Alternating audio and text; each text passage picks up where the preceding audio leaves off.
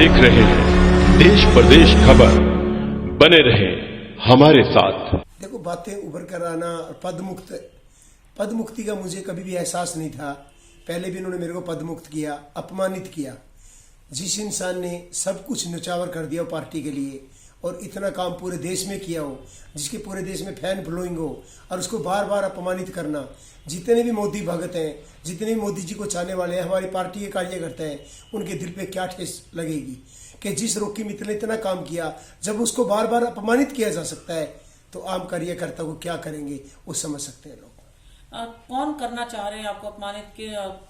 कौन लोग हैं ये और क्या उनके आपके साथ इस तरीके की? मैं सीएम साहब को कई बार समझा चुका, कई बार अधिकारियों के माध्यम से उनको बता चुका कि सर, आपको कुछ लोग गुमराह कर रहे हैं जो आपके आसपास में रहते हैं। वो ना पब्लिक को मिलने देते, ना किसी विधायक को मिलने देते ढंग से, ना किसी चेयरमैन को मिलने देते। मैं पब्लिसिटी का चेयरमैन होने के बाद भी एक साल तक सीएम साहब से नहीं मिल सकता। आखिर कोई तो प्रॉब्लम है।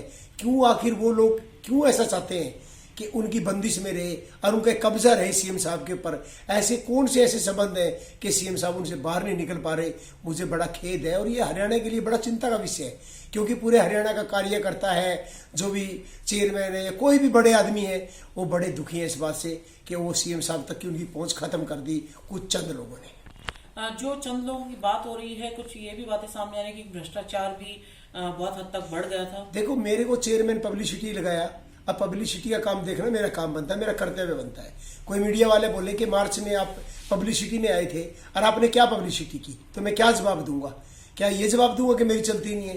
तो मैंने उनको लेटर डाला, पहले उनको समझा परखा और फिर 7वें महीने में मैंने उनको लेटर डालता हूँ। बीच में कोरोना का कार्यकाल भी था।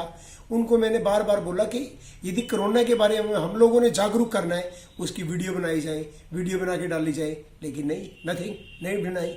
चलो कोई बात नहीं। मैंने बोला कि इतना पैसा हम हर साल खर्च करते हैं, तो ये बताइए कि पैसा किस तरीके से खर्चते हैं, किन किन चैनलों को कितना पैसा जाता है, कौन से प्रिंट मीडिया को जाता है, कितने होल्डिंग लगते हैं, किस किस पे कितना पैसा खर्च होता है। मैं कई बार भी लेटर लिखने के बाद जब मुझे हिसाब किताब उन्होंने नहीं बताया और ना ही मेरे से कोई काम लिया गया, तो फिर मैंने 8 तारीख को फिर लेटर लिखा और 4 तारीख को मेरी सीएम साहब से मुलाकात थी। मैंने सीएम साहब से बार बार आग्रह किया कि सीएम सर, इनके ऊपर कंट्रोल कीजिए। ये जो लोग हैं जो 6 साल तक पब्लिसिटी करते रहे और पब्लिसिटी के नाम पे धोखाधड़ी करते रहे, वो लोग आपके लिए कुछ नहीं कर पाए। इसलिए कम से कम ये टीम बदल दीजिए। आपने मेरे को चेयरमैन लगाया पब्लिसिटी का, कम से कम आप एक कार्यकर्ता होने के नाते, कि मैं कार्यकर्ता हूँ, मोदी भगत हूँ, कम से कम भरोसा करके 1 साल मेरे से काम करवा के देखें, आपको मैं अच्छे रिजल्ट दूंगा। जब उन्होंने बोला कि चलो देखते हैं, उसके बाद लेटर जारी हो गया। कहाँ तो मेरे को अच्छे रिजल्ट देने की बात करी थी और कहा मेरे को लेटर मिलता है 14 तारीख को कि मैं पद मुक्त कर दिया, वो भी तुरंत प्रभाव से, जैसे किसी गुंडा के साथ किया जाता है या आतंकवादी के साथ किया जाता है कि जल्द से जल्द इसको गिरफ्तार करो। कोई मैं देश के लिए खतरा नहीं था, प्रदेश के लिए खतरा नहीं था, कोई पार्टी के लिए खतरा नहीं था। नहीं मैंने कोई ऐसा इलीगल काम किया कि तुरंत प्रभाव से रात को मेरे को निकाला जाता है। आखिर कौन सी आफत थी, कौन सी समस्या थी? ऐसे वो कौन से लोग थे जो मेरे से इतना जलते थे? अरे इतना काम करने वाले मोदी भगत रॉकी मित्तल को रातों रात निकाला, एक बड़ी बेशर्मी की बात है। सारी बेशर्मी की इन्होंने हद ही पार कर दी। पहले भी एक बार आपको पद मुक्त किया गया था इस तरह से। उस टाइम मैंने भ्रष्टाचार की बात की थी। फिर आप प्रधानमंत्री नरेंद्र मोदी से मिले थे और उसके बाद आप पद पर वापस आ गए थे। क्या आप दोबारा ऐसी उम्मीद? मैं खट्टर सरकार में उम्मीद नहीं करता और खट्टर सरकार में मैं कभी भी वापिस आने की ना कोशिश करूंगा और ना ही कभी आऊंगा। मैं मोदी जी से एक निवेदन करूंगा कि मोदी जी इंटरफेयर करके जो सीएम साहब को कब्जा करके बैठे, अवैध कब्जा, उनसे उनका छुटकारा दिलवाएं, समझाएं, बुझाएं और हरियाणा के अंदर भाजपा को बचाए, प्रदेश को भी बचाए। और जो ये लोग गुमराह कर रहे हैं पूरे प्रदेश को, जिन लोगों को हरियाणवी संस्कृति की ABC भी मालूम नहीं है, इनसे कम से कम हरियाणा को छुटकारा दिलवाएं। ये बात भी सामने आई है कि जिस टाइम आप प्रचार कर रहे थे पार्टी के लिए, भाजपा के लिए, तो कहीं ना कहीं उसमें कुछ बड़े नेता हैं जो भाजपा के, उनके प्रचार ना करने का भी दबाव आप पे रहा है। वो तो काफी नेताओं का रहा है और उनकी मैं फोटो भी नहीं लगा सकता था, बड़ी प्रॉब्लम वाला काम था। किन किन नेताओं? जैसे ओम प्रकाश धनखड़ जी हैं, कैप्टन अभिमन्यु जी हैं, अनिल विज जी हैं, खासकर एक रामविलास शर्मा जी हैं। इनके लिए मैं कुछ नहीं कर सकता था। इनको तो ये भी चिड़ होती थी मैं विपल गोयल के पास चला जाऊंगा तो नेगेटिव हो गया, किसी और मंत्री के पास चला गया, नेगेटिव हो गया, कविता जैन के यहाँ ऑफिस में चला गया, तो जी आप तो वहां जाते हो। मुझे समझ में नहीं आती, वो बीजेपी के है न कि किसी और पार्टी के। आज भी एक सिस्टम चलता है, मैं विश साहब के कमरे में चला जाऊंगा, आप गलत काम कर रहे हो, आप ऐसा नहीं कर सकते। मैं क्यों नहीं कर सकता? क्या वो बीजेपी के नहीं है? बार बार टॉर्चर करना और एक दबाव की राजनीति करना, ये दबाव की राजनीति से दुखी आकर इन लोगों ने इस्तीफा मांगा। मैंने इस्तीफा नहीं दिया, मुझे उम्मीद ही नहीं थी कि मुझे डिसमिस भी कर सकते हैं। बड़ा आश्चर्य हुआ, जिस इंसान ने पूरे देश में बीजेपी के लिए काम किया, मोदी जी के लिए काम किया, और एक सीएम मनोहर लाल ये सिर्फ एक इसलिए डिसमिस कर दिया कि मैंने किसानों के खिलाफ गाने नहीं बनाए, आड़तियों के खिलाफ गाने नहीं बनाए। क्या मेरा यही कसूर है? मैं एक आड़ती भी हूँ, किसान भी हूँ, इनके खिलाफ कभी नहीं कर सकता। एक आपने अपने पत्र में और जिक्र किया है, जो लेटर लिखा था आपने इंटरनल, उसमें 1500 करोड़ का एक जिक्र है। ये क्या है 1500 करोड़ अमाउंट, और क्या ये फिक्स है, इससे कम या ज्यादा भी है? हर साल 240 से लेकर 250 करोड़ रुपए का बजट पब्लिसिटी का है, हर साल का। और हमारी 6 साल से ज्यादा हो गए, 6 साल 2 महीने हमारी सरकार को लगभग हो गए हैं।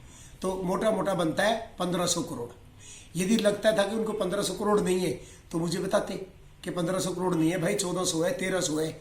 उन्होंने तो कोई लेटर का जवाब ही नहीं दिया। जवाब क्या दिया? रोकी मित्तल को डिसमिस करने का।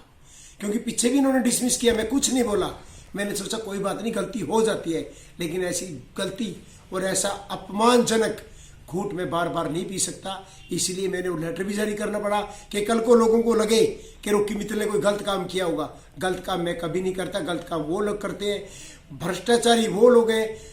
सस्पेंड नीरज दफ्तवार को करना चाहिए था मोदी जी, उसने मनोहर जी ने। भूमिका है नीरज दफ्तवार? सारी उसी की भूमिका है। वो जो ओएसडी प्रिंसिपल हमारी जो डिपार्टमेंट का है, नीरज दफ्तवार जी है। सारी क्लेश की जड़ नीरज दफ्तवार जी है। वो ना काम करते हैं, ना करने देते हैं, ना उनको कोई काम करना आता। सीएम साहब को उसने कब्जा करके रखा हुआ है, ये नहीं पता सीएम साहब की ऐसी कौन सी मजबूरी है जिसको अभी तक ढो रहे हैं। वो सरकार किसकी चल रही है, सीएम मनोहर लाल की या फिर नीरज दफ्तवार की और अधिकारियों की? यदि उनकी मुख्यमंत्री जी खुद अपने फैसले लेते तो रोकी मित्तल के खिलाफ कभी जुल्म ना करते। एक आखिरी सवाल ये भी है आप पर आरोप कि जब तक आप 6 साल सत्ता में रहे, आप पद पर रहे, तब आपने कुछ भी नहीं बोला, एक शब्द भी। आज जब आपको पदमुक्त कर दिया गया है तो मैं 6 साल कब रहा? मैं 6 साल रहा ही नहीं। पहले 9 महीने मेरे को काम नहीं दिया स्वर्ण जयंती पे, तो मैंने जब भी भ्रष्टाचार का एक मामला आया था फिर हटा दिया गया। उसके बावजूद 2019 के बाद 18 के अंदर मैंने महिला सुरक्षा पे काम किया, अंत्योदय सड़क केंद्र पे काम किया, किसान कल्याण पर काम किया मैंने। फिर 19 के बाद उन्होंने मेरे से इस्तीफा मांगना शुरू कर दिया। मैंने तो जो पब्लिसिटी का काम है ये मार्च से शुरू हुआ था मेरा। मैं 6 साल से नहीं था, 3-4 साल यदि काम किया तो दूसरे विभाग में किया और अच्छा काम किया, लेकिन इस काम के लिए पब्लिसिटी में मैं अभी मार्च से आया हूँ। अब आप प्रधानमंत्री नरेंद्र मोदी से मुलाकात? हाँ, मुलाकात करूंगा और जितनी भी समस्याएं हैं हरियाणा सरकार की प्रति मैं सारी उनके आगे रखूंगा। जो फैसला उनका होगा वो मुझे मंजूर होगा।